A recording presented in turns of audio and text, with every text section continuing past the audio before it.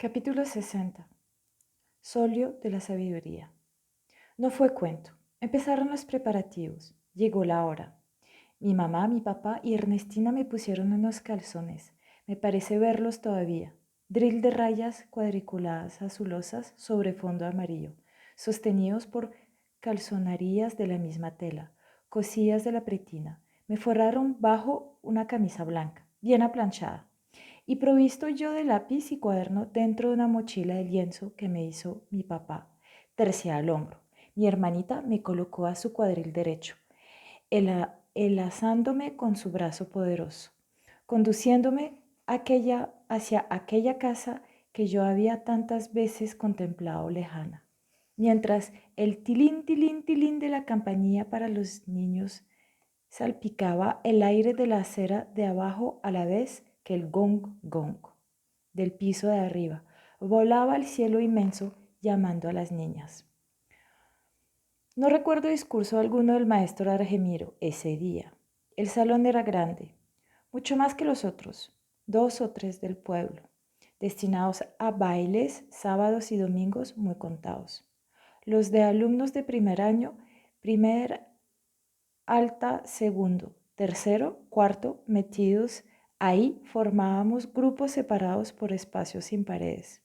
O tal vez, si servían de paredes, unos tabiques monumentales, o sea, los tableros de madera enmarcados en soleras paradas en 2 patas, en caso necesario, si no se debía borrar aún lo escrito en una cara. El pizarrón se podía voltear de abajo para arriba o de arriba para abajo, por tener 2 tacos que le permitían girar por los costados.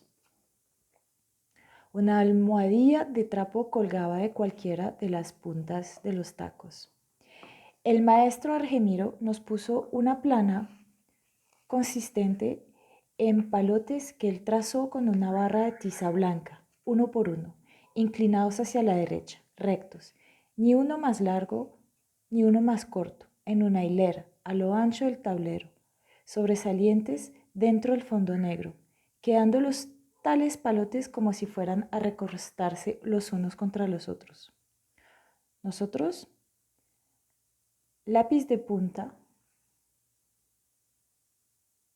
sobre la primera hoja de cuaderno, el cuerpo tenso, mirándonos de reojo, de segundo a segundo, aguardábamos la orden de mano a la obra. Eso serían letras y qué letras. Así se escribía, con que así se comenzaba a escribir. Al fin y al cabo no era tan difícil, pero, viéndolo bien, era a primera vista que no era complicado.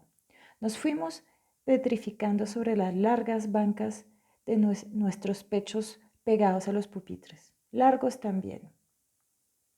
Debíamos mantenernos en la posición elegante indicada por el maestro Argemiro, el antebrazo de suerte que la muñeca derecha reposase sosteniendo el cuaderno, el lápiz entre los 2 corazón índice y pulgar. Eso sí, no muy contra el extremo de la punta del lápiz de manera que éste pudiera desplazarse cómodamente sin atropellar la escritura y la mano fuese andando como una hormiguita casi imperceptiblemente. El busto debía mantenerse erguido, la cabeza ligeramente inclinada para facilitar a los ojos fijarse encima del papel. Ni siquiera habrían transcurrido 10 minutos cuando comenzábamos tímidamente a removernos, cansados. El solo hecho de sostenernos firmes en la actitud recomendada para escribir constituía ya una disciplina insoportable. ¿Quién hubiera imaginado antecitos que prepararse para escribir sería un sacrificio? Nos dolían los músculos del abdomen, tener la nuca tiesa, la mano apretando un lápiz avanzando, nos iban haciendo sudar. ¡Ah!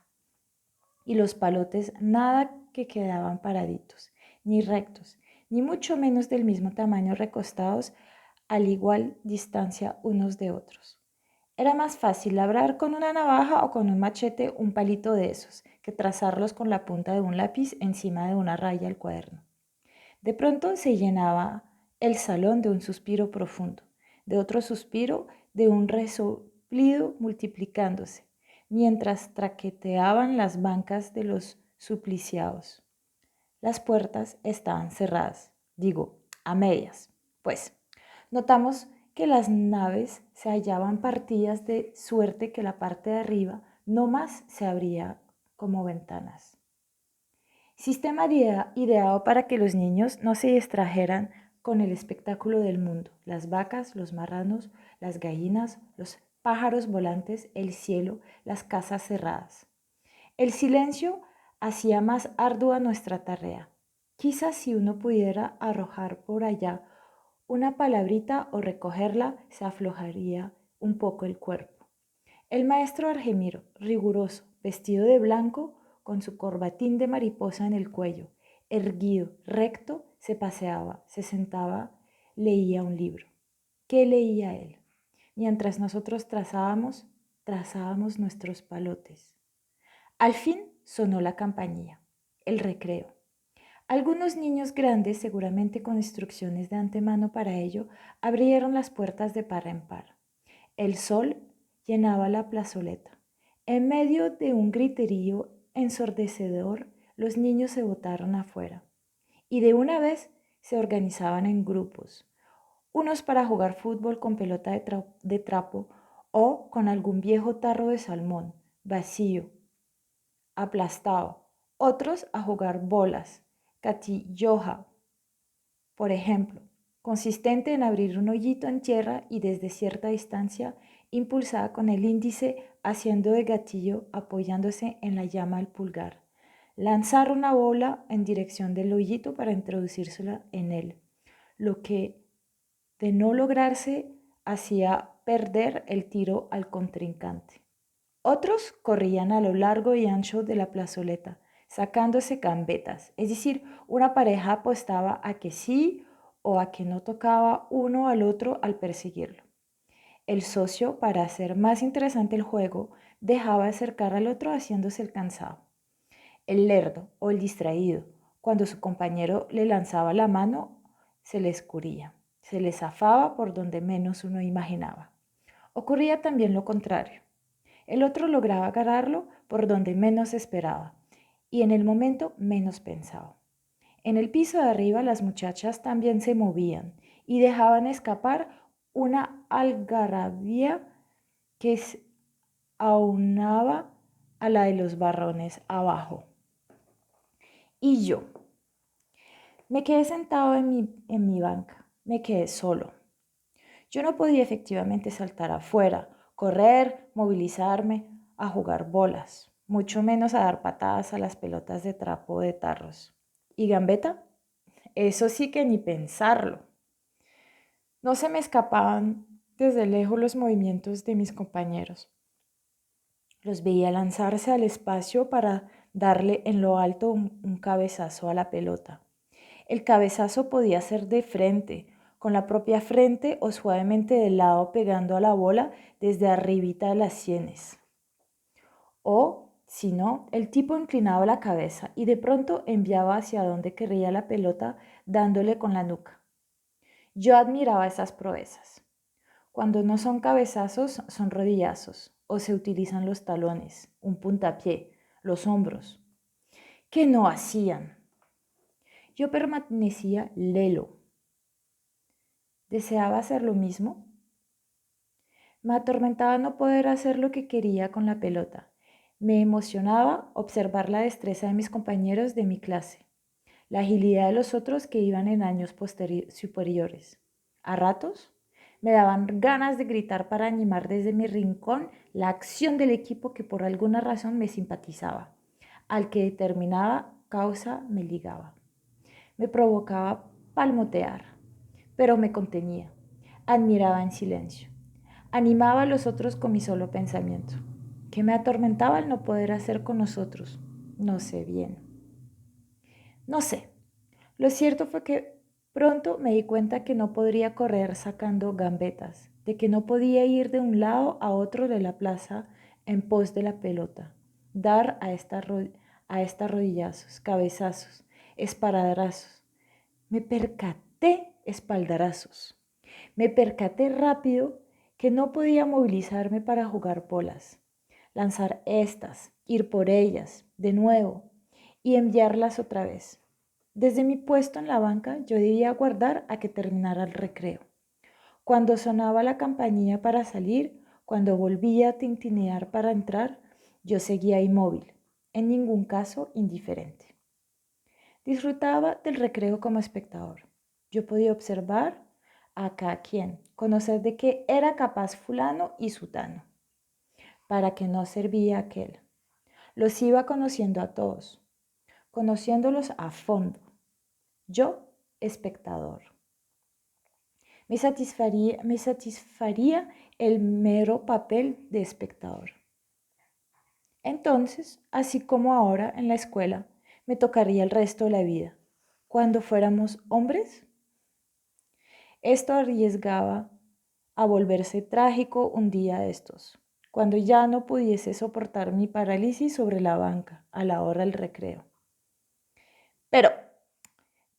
Y en Ibordó, yo no me había dado cuenta de que no tenía por qué hacer lo que no me correspondía. No, tampoco era esto. No era cierto que en Ibordó yo hubiese renunciado a lo que no me correspondía. Yo no había tenido noción de que algo no me correspondiese. Habíamos vagado por la marrana con Vicente. Incluso, yo había logrado llegar arrastrándome, gateando, en cuatro patas, a pocos pasos de la cabaña del viejo Gil. Había trabajado mina en Ploqui con mi mamá Fide y antes de entrar a la escuela con Miguel, Luis de Brando, Adriano, Manolo, ¿acaso no hacía yo parte de todo movimiento de procesiones de trepar a los árboles? ¿Por qué resultaba ahora tomando esta actitud de quedarme ahí, plantado en la banca? ¿Era que la escuela sí me lo exigía? El hecho de que el maestro Argemiro dominara desde lo alto sobre todos nosotros quería decir que yo debía guardar a que él me ordenara salir, arrastrarme, gatear. El maestro no me había dicho sí ni no. Él mismo solía sentarse, recostada su silla de cuero contra el quicio de la puerta, a observar a los niños, a pensar, a leer. ¿Qué me impedía, pues, moverme?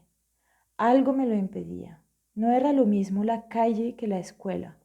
No eran idénticos los campos de Ibordó a la escuela. No se parecía la jefatura de Adriano a la del maestro. ¿Eso no más? Ah. Otra cosa me impedía arrastrarme, bien vestido, si me arrastraba, si me ensuciaba la ropa. En la escuela uno tenía que mantenerse limpio. Mi ropa limpia era, quizá ahora la causa principal de mi parálisis sobre la banca. Esta ropa me impedía moverme, me impedía andar. De esta ropa blanca almidonada dependía de mi libertad. Y no había más remedio que sacrificar mis movimientos a esta camisa, a este pantalón. No, no había otro remedio. Volvió a tintinear la campanilla. Golpeó el bronce de la campana de las niñas. Un ruido como en la iglesia. Pies, bancas, tablas se removieron en el piso de arriba. La gritería de los niños en la plaza aumentó junto con su correndía y luego disminuyó y fue extendiéndose a medida que los escolares ganaban sus puestos. El maestro Argemiro dirigía casi en silencio el orden. Los más grandes cerraron la puerta. Otra vez calma. A menudo avechuchos, que nosotros seguíamos con los ojos, atravesaban nuestro espacio. Podía ser una mariposa, una avispa, una nona. Si se trataba de una mariposa de alas negras, nos mirábamos aterados, pues sabíamos que eso anunciaba desgracia. Debía haber muerto algún pariente de alguno de los presentes en alguna parte. Quizá tapado en un hoyo o en un guache o ahogado. Especialmente los muchachos que no eran del casco del pueblo se angustiaban. Y sí, a la mariposa le daba por salir, y volando se ofuscaba, dándose golpes de cabeza contra las vigas, las paredes. Entonces, nuestro temor subía por todo nuestro cuerpo. Nos desesperábamos, deseando escaparnos de ese recinto. No faltaba quien se le viera la intención de pararse, brincar, matar la mariposa negra y sacarla. El maestro parecía no darle a aquello la mínima importancia. Salga usted a borrar el tablero, ordenó el maestro a uno de los niños. Y cuidado con irse a ensuciar, le recomendó. Sí, maestro, respondió el niño, saltando, apoderándose de la almohadilla, dedicándose a dejar limpio el pizarrón. Provisto de su barra de tiza, sostenía con delicadeza a pesar de quedarle entre sus dedos con un inmenso lápiz, se acercó el maestro al tablero, erguido. Con parsimonia, sin levantar la punta de la tiza a la tabla, pero al mismo tiempo, con destreza y seguridad, escribió la primera letra del alfabeto. Luego trazó un guión, enseguida del cual apareció otra letra. El maestro dio media vuelta hacia nosotros. Para aprender a leer es necesario saber combinar las 28 letras del alfabeto castellano. Unas se llaman vocales, que se pronuncian con un solo golpe de voz, y la mayoría se denominan consonantes, pues se pronuncian con ayuda de las vocales. Estas son 5: A, E, I, O, U. Repitan conmigo: A, E, I, O, U. Nuestra voz llenaba el ámbito con la fuerza de un aguacero desgajado de un momento a otro. Las tardes eran totalmente consagradas a la clase de escritura. Nosotros nos quedábamos solos durante un largo periodo, pues el maestro Argemiro debía atender también los otros cursos. Al fin pasamos de los pelotes a las letras. Ahora van a escribir ustedes mismos las letras. A. Y pongan mucho cuidado porque eso no es como soplar y hacer botellas, muchachos, dijo sonriente. Esa sonrisa nos animó. Yo pensé que soplar y hacer botellas era fácil entonces. Pero, ¿cómo se soplaban y hacían botellas? Todas las botellas que yo había visto se apelotonaron en mi mente. Los frascos tirados en los rincones de la casa, los grandes litros de licores en los armarios de las tiendas, los miles de pedazos de vidrio como filos de navaja metidos entre las piedras en la calle, botellas verdes, frascos blancos, casi negros que contenían remedios, jarabes para la tos. Nos doblábamos sobre las bancas. Yo luchaba por dar forma a esas letras rebeldes. En realidad no se dejaban modelar como yo las veía. A menudo el maestro sacaba al tablero a los alumnos. Les tomaba la mano y se las dirigía en la forma como debían hacer la letra. Hacia el mediodía, no recuerdo si a las 11 o 11:30, salíamos de la escuela. Ernestina se abría paso en medio del tropel. Me alzaba y me llevaba a la casa. No recuerdo exactamente cómo se dividía el programa, pero sí de las tardes son consagradas por completo a la clase de escritura. Nos tocaba dedicarnos a hacer planas, como se decía. De los palotes separados pasábamos a palotes en forma de número 1. 1. Unidos de abajo para arriba como una M. M sin lomos. El maestro exigía que aquello quedara perfecto, uniforme, a lo largo de cada renglón. Yo me aplicaba a mis palotes y a medida que transcurrían esas tardes silenciosas, las hojas de mi cuaderno se iban llenando. Eso sí, dándome un aspecto agradable a la vista. Ni uno más largo, ni otro más corto, ninguno arqueando, ni mucho menos tembloroso. El maestro pasaba de vez en vez revista a sus alumnos. Hacía una que otra observación. Ante los menos dotados se detenía más tiempo, explicándoles cómo debían salir del paso. Yo estaba sentado junto a un muchacho alto que era casi un hombre, sentado en la banca naturalmente hecha para pequeñuelos. Él no sabía dónde meter sus altas rodillas que no le cabían bajo la barriga del pupitre. Se llamaba Dumas Pompilio Mosquera. Venía del río abajo, de muy lejos, de por allá de los lados del río San Pablo, de un punto llamado Taridó, vecino más bien al Baudó. Era tan lejos que Dumas había tenido que venir a vivir a Cértegui como un hombre viejo, independiente.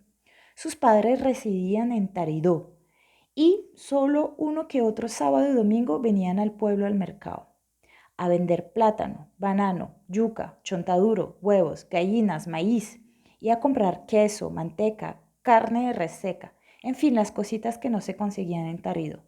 Le dejaban a Dumas plátano, bananos, lo suficiente para una semana o más. Y lo más interesante, le dejaban plata para que el mismo Dumas, Pompilio, comprara lo que necesitaba.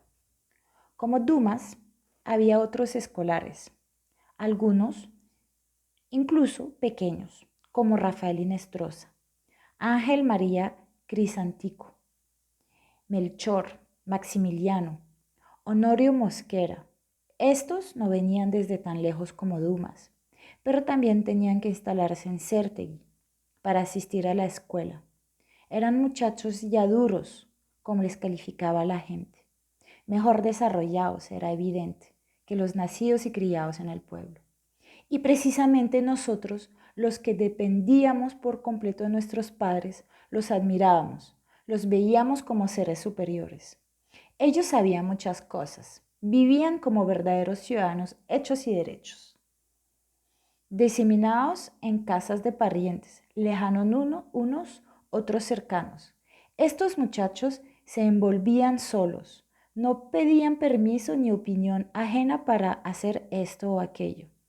Coincidía también que, así como Dumas Pomplillo, a mi izquierda se sentaba a mi derecha Rafael Inestrosa. Este Rafael era negro, negro como un carbón brillante de lo negro. Con él empecé a conversar de este mundo especial donde él se movía, dueño de una vida independiente. A mí me fascinaba la sola idea de que alguien de mi edad pudiera vivir solo. La existencia de Vicente en Ibordó no era nada comparada con la de Rafael Inestrosa. Vicente no abandonaba su casita para vivir semanas enteras, meses, sin su familia. Y eso, que viéndolo bien, Vicente también sabía muchas cosas y a decir verdad, se comportaba como un señorcito. Pero entre esas dos existencias, la de Rafael Inestrosa y la de Vicente, había mucho, mucho trecho, al fin y al cabo. Yo ardía de curiosidad hacia esa vida de mi amigo tirado ahí en Cértegui, sin mamá ni hermanas que se dedicaran a su comida, a su ropita. Un día, a la hora del recreo, no se había parado una lluvia que venía cayendo desde la noche anterior. Como una ancha cortina, los chorrillos de lluvia, desprendiéndose de los canales de las hojas de zinc del techo de la escuela, caían cerrando el marco de la escuela. Al desplomarse en tierra resbalando por el borde del andén de cemento, dicha chorrera hacía saltar pizcas de lodo contra la pared, contra el propio umbral de la puerta. Nadie podía aventurarse al aire libre, salvo unos cuantos sin ley que se desvestían echándose a jugar pelota nadando abajo la lluvia. El resto quedaba amontonado, cuchicheando en grupos, según los gustos, según se escogieran los compañeros. Yo me quedé en mi banca, más anclado que con los días de sol. Rafael Inestrosa tampoco se movía. La caída del aguacero intentaba arrullarnos, comunicarnos, cierta melancolía del cielo opaco, de las casuchas escurriendo agua, solitarios. Rafael, le llamé la atención. ¿Qué fue? ¿Tú vives muy lejos de Cértegui, allá abajo? No, no es tan lejos, pero es lejos, no muy lejísimos. No. ¿Dónde es, Rafael? Allá, en Guampadó. Ah, en Guampadó. Allá vive mucha gente. ¿Es como un pueblo? No es como un pueblo, pero hay harta gente. como en pueblo, sí, todo el mundo se apuñescara así como en Céltica, que hubieran calles, eso llenaría. Hay unos domingos en que, pongamos por caso, en la casa de nosotros llega un gentío y hasta se beben su trago de aguardiente, se beben la mañana primero, con su trago de café. Y esos siguen ahí reunidos todo el día. Otras veces se reúnen en la tarde y ahí se quedan hasta allá oscuro y cuentan cosas. Pásate, cuento. Y nosotros los muchachos ahí oímos, aprendemos la historia de los viejos. Entonces vos sabes mucho cuento, Rafael. Ay, el madito, no diga, cuento. Yo cuento sí sé. ¿Me contás un cuento, Rafael? Te lo cuento, pero de noche.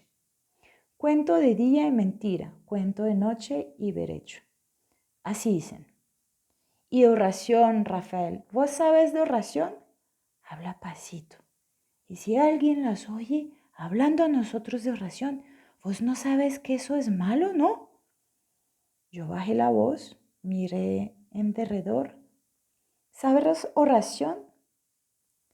Rafael puso la cara seria, miró para un lado y para otros de reojo, como esos ojos que le blanqueaban, bien blancos, en esa cara negra.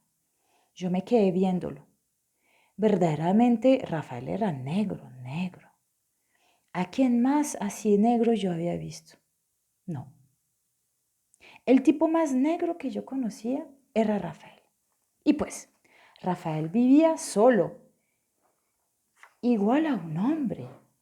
A mí, calladito, me venía trabajando el asunto de las oraciones. Yo ya quería saber yo mismo mi oración, aun cuando una para defenderme.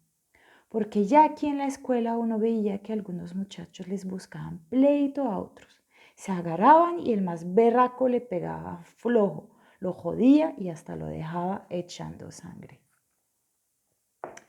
Rafael, ¿por qué no me querés decir si vos sabéis oración? Rafael dio un sobresalto. Su cara negra se puso azul como de un hollín azul. Miró para otra parte y volvió a mirarme. Pero lo que se llama aterrado. ¿Qué te pasa, Rafael? Insistí. No, hombre, no me pasa nada, sino que de eso no se habla. Y no me volvás a hablar de eso, dijo. Sonó la campanilla y el asunto se quedó de ese tamaño. No logré ponerle atención al maestro. Sentía cruzar a través de mi cuerpo un frío tenebroso. Rafael seguía serio. Ya casi ni me miraba. ¿Se habría enojado conmigo? ¿Quién me había mandado a hacerle semejante pregunta? Salimos de la escuela y poco después sentado en el balcón de mi casa y creo que por primera vez me di cuenta de que entraba la noche y que mañana sería otro día. De pronto vi pasar a Rafael, allá por la esquina. En una mano llevaba un paquetico envuelto en hoja y en la otra colgando un gajo de plátano. El paquetico debían ser unas 4 onzas de queso. Rafael acababa de comprar su comida y la llevaba. Triste yo de pensar que Rafael se hubiese puesto bravo. Sentí una profunda admiración hacia ese muchacho que vivía como un hombre. Él manejaba plata, pero parecía que no se la gastaba en pendejadas, sino que las economizaba para comprar su comida, sus lápices y todo lo que necesitaba, como un hombre. Ser hombre era muy agradable. Así uno hacía lo que le daba su perra gana. Incluso a veces ni iba a la escuela. ¿A qué se dedicaba cuando no iba a la escuela o por qué no iba? Acaba de sonar el primer toque de la campanilla por la mañana. Él subiendo el río con una lata de agua. Se había resbalado en un barrizal empapado por la lluvia de la noche anterior y se le había ensuciado el pantalón en toda la nalga. No tenía más pantalón limpio y había tenido que permanecer en el río mientras lo lavaba y lo secaba. De todas maneras, el silencio de Rafael, a pesar de su disgusto, encendió en mí definitivamente el deseo de poseer una oración. En la escuela podía presentárseme un problema y yo tenía que aprender a defenderme. ¿Y cuál me convendría, una humana o una divina? ¿Sería mejor un secreto? ¿Y cuál era la diferencia entre secreto y oración? Y las humanas tenían que ver con el diablo, pero dizque eran muy buenas. Pero también dizque eran tan fuertes que podían enloquecer a la persona, lo ocurrido a Nicolás Bechara.